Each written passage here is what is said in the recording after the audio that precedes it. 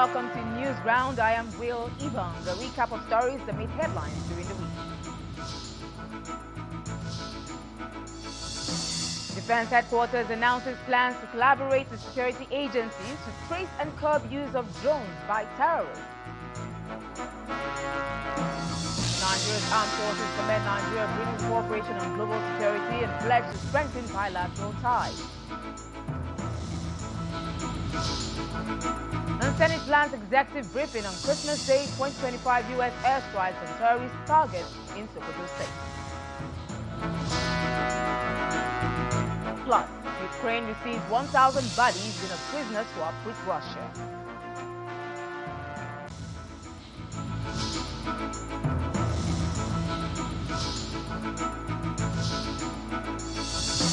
The news round begins with security as the Defense Headquarters announces plans to work with other federal agencies to trace and curb the use of drones by terrorists.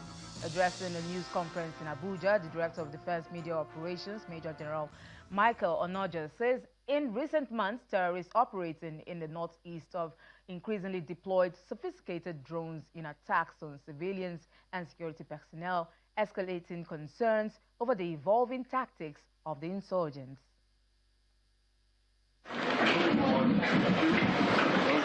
It's the end-of-month briefing by the Defense Headquarters on the activities of the military in various theaters of operations across the country as journalists await the arrival of the Director of Defense Media Operations.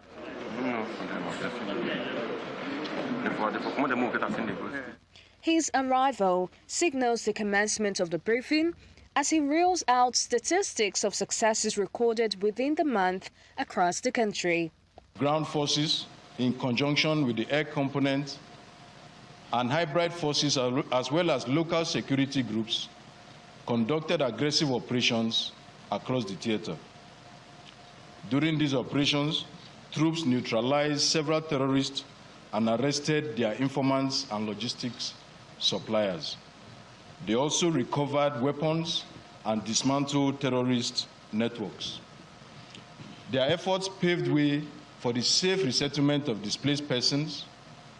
For instance, from the 1st of January to the 29th, troops conducted operations against terrorists across Borno, Yobe, and Adamawa states, with successes recorded by neutralizing scores of terrorists.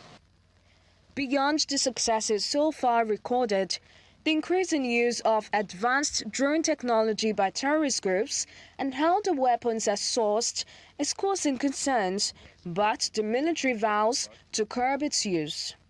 Taking note of the fact that some of these non-state actors and threats now have the capability and the capacity to use drones.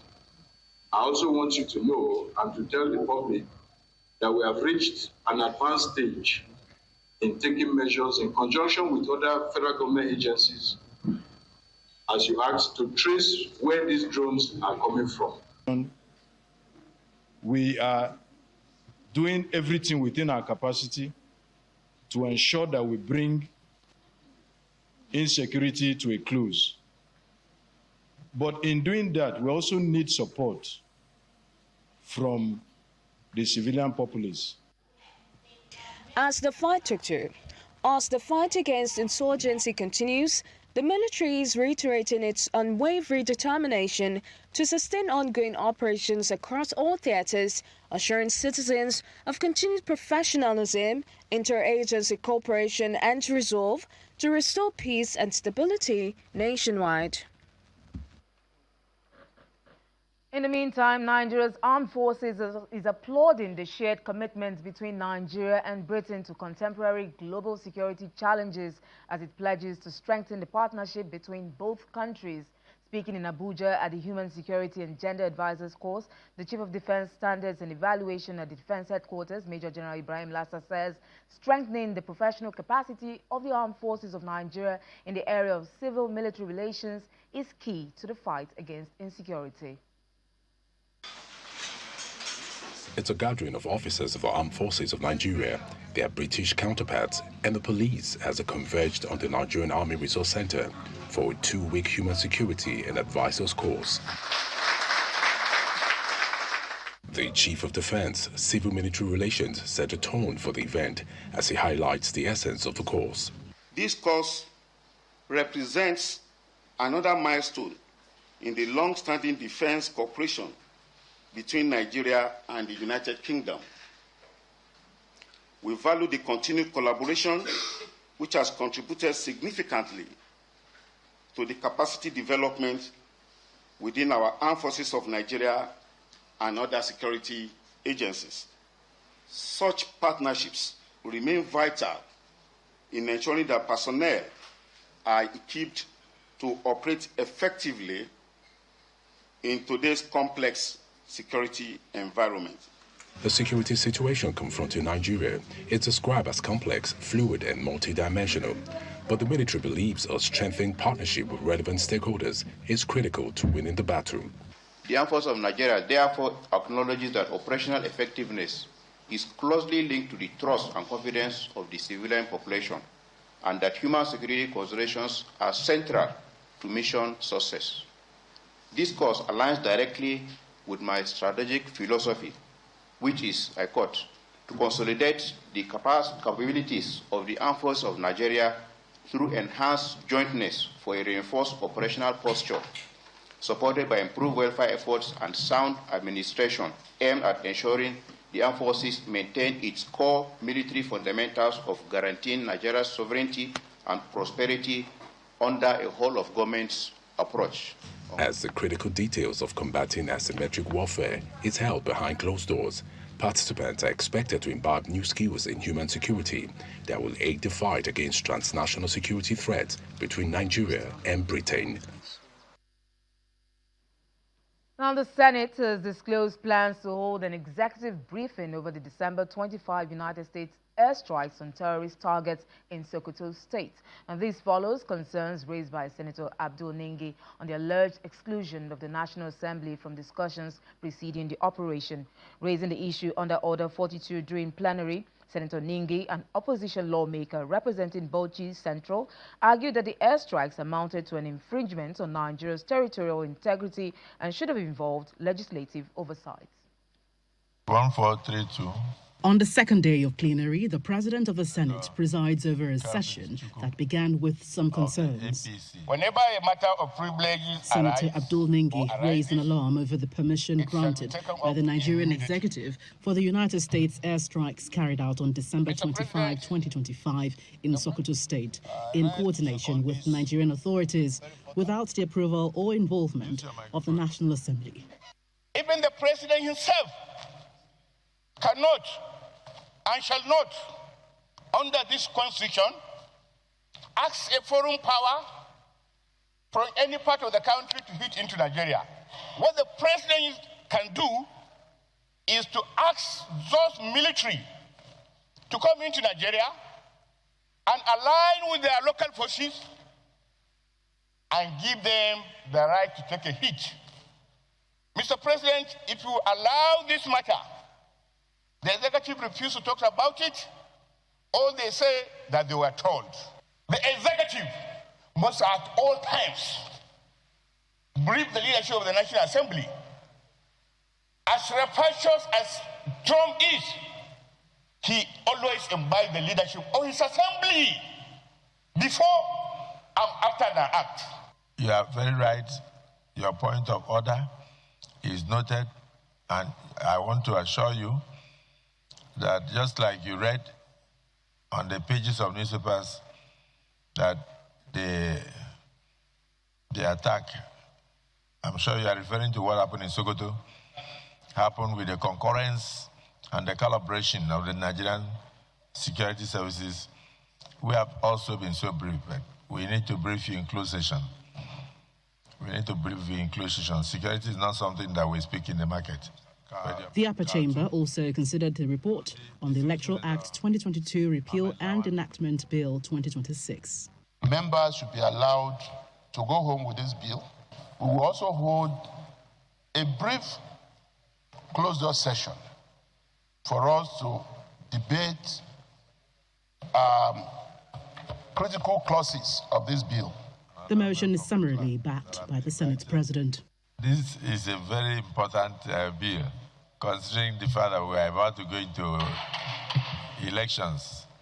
So if we rush it, we regret at the tribunal. So we take our time and then we make sure we do the needful and we ensure that justice is done to all and sundry. And the bill will save the interests of Nigerians and ensure free and transparent elections.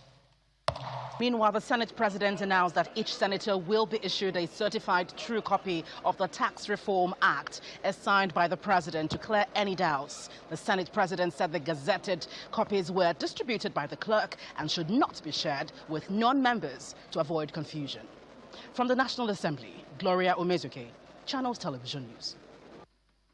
Now, away from security matters, on Tuesday, Justice Emmanuel Subilim of the National Industrial Court has ordered workers of the Federal Capital Territory to suspend the ongoing industrial action, pending the hearing and determination of the originating summons. Justice Subilim made the order while ruling on an application filed by the Minister of the FCT, Mr. Nyesom Wike, seeking an order compelling striking workers to return to work. The National Industrial Court comes alive as members of the Joint Union Action Congress of the Federal Capital Territory Administration gather in the court for the ruling on the motion to stop the ongoing industrial action by the workers. The FCT Minister, Mr. Nyesom Wike, had approached the court to ask for the suspension of the industrial action by the workers. The ruling follows submission from the council to the minister and the workers. In his ruling, the trial judge, Justice Emmanuel Subilim, asked the workers to suspend the strike and return to work immediately, stating that once a trade dispute has been referred to the National Industrial Court, the workers are prohibited from participating in a strike. Justice Subilim said the claimants had established a compelling case that warranted the granting of the order for the workers to suspend the ongoing strike. There is always a process of commencing strike. This one commenced, there was negotiation going on and they went on strike, and court has told them to go back. Our plea to the union is that they should allow industrial harmony, they should go back to work and give opportunity for mediation. However, the workers are considering the ruling in their next line of action. The one good thing is that the court has also mandated that we should commence, it's not as an advice that we should commence mediation in line with the law. Now that we are in court, we are going to do the formal application where the media will also be part of it, because they have been doing their best trying to reach out to the minister, but the minister refused to see them. And they went on strike, which is the only instrument a worker, an employee can use to express his grievances. And my lord said, since the matter is in court, matter cannot be in court, and you continue with the strike. Call off your strike, go back to work while we adjudicate on it.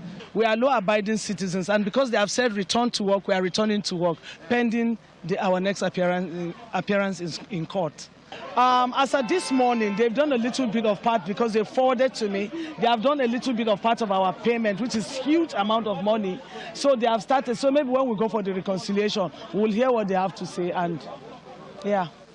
The court subsequently adjourned the case to March 25th for the hearing of the substantive case. Now, still ahead on News Round, Nigeria and Turkey signed MOU to boost bilateral relations. And that's during President Bola Tinubu's state visit to the country. Stay with us.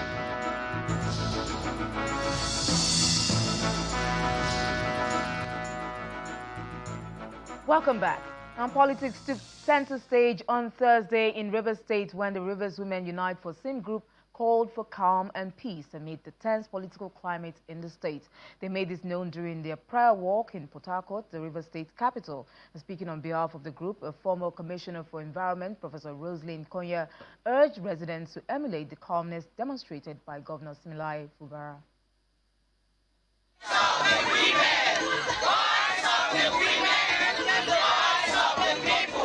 Dressed in white and chanting songs of praise, the Rivers Women Unite for Same Prayer Group gather at Isaac Boro Park to seek divine intervention in the state's ongoing political crisis.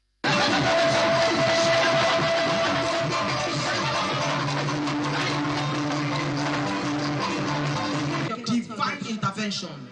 Let there be a divine intervention. Group leaders tell journalists the state's reoccurring political turmoil is not ordinary, calling for divine intervention. The problem of this land is God. It's God that will solve it. We need the divine intervention of God. The source of this land needs to be healed. After all, there are other states in Nigeria. They are doing well. But you know, when it comes to River State, we have issues. And these issues have been going on for a while. If you notice, if you follow patterns, it's an evil pattern that needs to be broken. And so that's why we need prayers. Wherever you're watching from, if you're from River State, make sure you are praying for this state. Even though there are negative angles coming out, no, don't worry. Everybody should relax. I'm not afraid because I believe in Isaiah 41 verse 10. It says, "Fear not, for I will uphold you in my victorious right hand." And that is my favorite verse from the Bible. So if you hear trouble, you hear noise, don't you worry, just relax. You should all be looking at the governor. See how calm he is, how peaceful he is, because he is focusing on God. Ministering to the crowd, the wife of popular YouTube preacher Eno Eze declares that all things will work together for the good of River State. Receive help for your local government.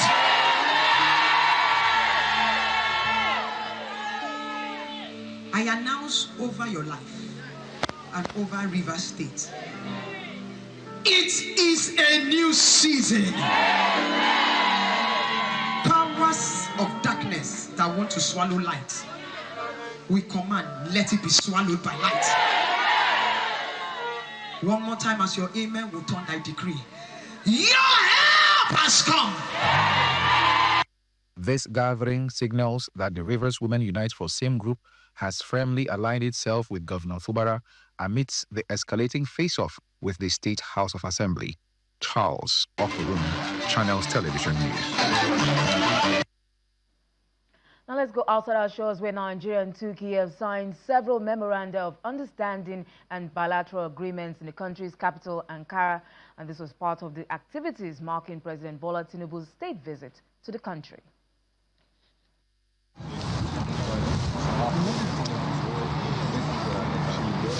President Bola Tinubu arriving for the official reception parade for his state visit to Turkey. He's welcomed by the host president and led to inspect a guard of honor.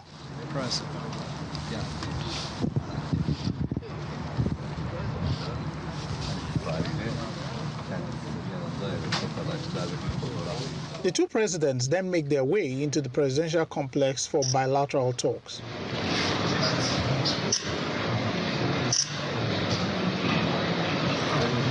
Next is the signing of MOUs and bilateral agreements, which is witnessed by both presidents in key sectors such as defense, trade, education, media, diplomacy, and social development. Minister of Women Affairs, Imam Suleiman Ibrahim, will be exchanging memorandum of understanding on effort at terrorism, and discuss how we could defeat elements of destabilization, banditry,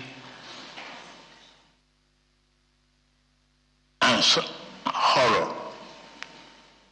We will work together to achieve that. Terrorist organizations emerging, particularly in Africa's Sahel region, unfortunately pose a threat to the peace of the entire continent. We stand by the friendly people of Nigeria in their fight against terrorism under the leadership of President Tinubu. In fact, today, we addressed opportunities for closer cooperation in the fields of military training and intelligence. We stated that we are ready to share our country's significant experience in the fight against terrorism. According to the presidency, this visit aims to consolidate the long-standing cordial relations between the two countries and exploring new areas of cooperation and unlocking new opportunities for mutual growth.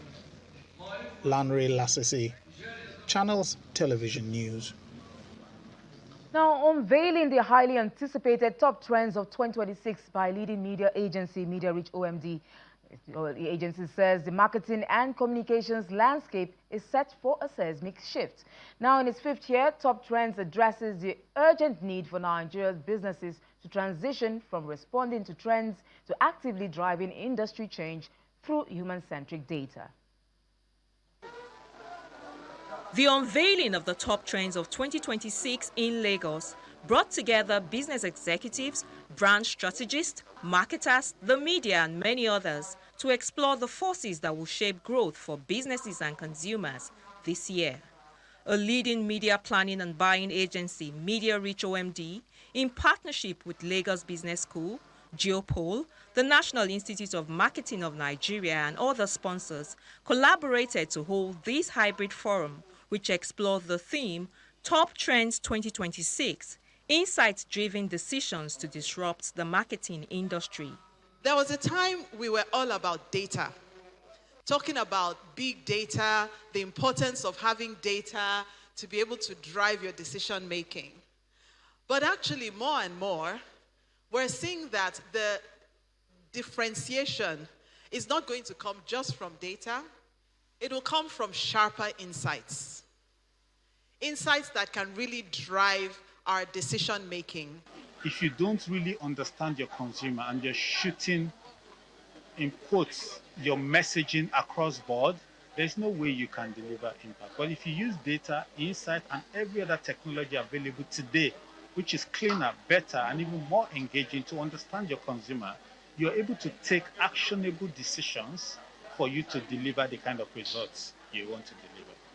Other key speakers disclosed that the top trends will see customer attention to detail rising to influence spending priorities, with value to be defined by how brands adapt to customers' needs. Salespersons, they say, will drive loyalty through memorable experiences, while TikTok will become Nigeria's primary cultural engine in 2026. And brands that fail to show up on there risk cultural irrelevance, especially among younger customers. This is a time for consumers to be very careful, to watch carefully for which brands they are going for, to look out for authenticity, to look out for sustainability, to look out for brands that are transparent in terms of what they sell. So I think Nigerian consumers are going to be a lot more powerful this year because they are going to be a lot more informed before they buy. Our expectation is that businesses will use these insights, right, to inform the business decisions that they will be taking in 2026 to help them stay ahead and profitable in the course of the year. In a major commitment to social impact, Top Trends 2026 has also launched the inaugural Next Generation Marketing Contest to identify and support future leaders. The winner will receive a 500,000 naira cash prize, a leading internship opportunity, and much more. Shola Shuyeli, Channels Television News. And the week closed on a solemn note in Bayelsa State, where government functionaries and elder statesmen gathered to observe a time of prayer, reflection, and quiet gratitude in honor of late Deputy Governor, a man remembered for humility, intellect, and service. The Deputy Governor of Bayelsa State, Senator Lawrence Erujapo, was laid to rest in his hometown of Ofoni, Sagbama local government area following a solemn funeral mass.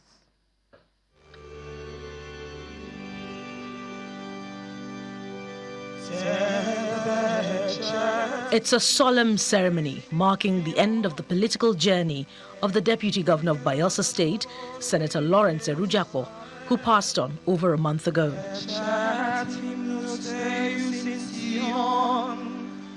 At the St. Paul's Catholic Church, Ofoni, in Sagbama local government area of the state, family, friends and political associates are present to bid him a final farewell. Bishop of the Catholic Church, who officiated, refers to the deputy governor as a good man whose legacy speaks volumes.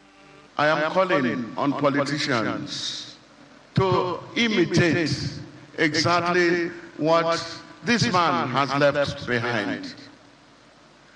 This man came as a good Christian, and he has impacted in a way that I've never known politicians to have done. He has made us to believe in politics and politicians by the way he lived.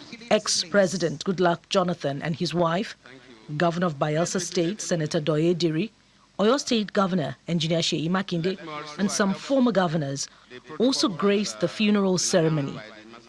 Some of the guests believe that the deputy governor lived a good life. Lawrence, in all our activities, he will take members of the State Executive Council, with the State Assembly, sometimes the traditional rulers and stakeholders, whenever the governor directs, and he will go and represent the governor. So whenever I'm having a program like Goodluck Jonathan Foundation, it's like a Bayelsa program. We are all familiar with how careful my deputy governor, who is lying in state here today, was, particularly to what and where he goes and what he eats or drinks. To those of us who have worked with him, he carries one small flask. When he comes to me in the lodge, he comes with that small flask. He goes with it to the office. If carefulness were all that mattered, perhaps Lawrence will still be with us. I bring you very solemn, greetings and heartfelt condolences from the President and Commander-in-Chief of the Armed Forces, Federal Republic of Nigeria, President Bola Ahmed Tinubu, on behalf of the government and people of Nigeria. And for the family, he will be very well missed. I want to say thank you to the church. As much as I know him as a brother, there is no hour that passed by that Lawrence doesn't kneel down to pray. And everything about Lawrence, starting to the end, is prayer to God. And it is on that note, I believe that since the unexpected happened, the church stood firm to do what is right. As the sun sets on this life, the deputy governor's testimony will live on in the hearts of everyone that he touched. And we close out with the bodies of 1,000 Ukrainian soldiers which have been returned by Russia. And that's what Kyiv has said. And that's in the latest exchange between the warring countries. That's a wrap on News Round as well. I am Will Ibang. Thanks for watching.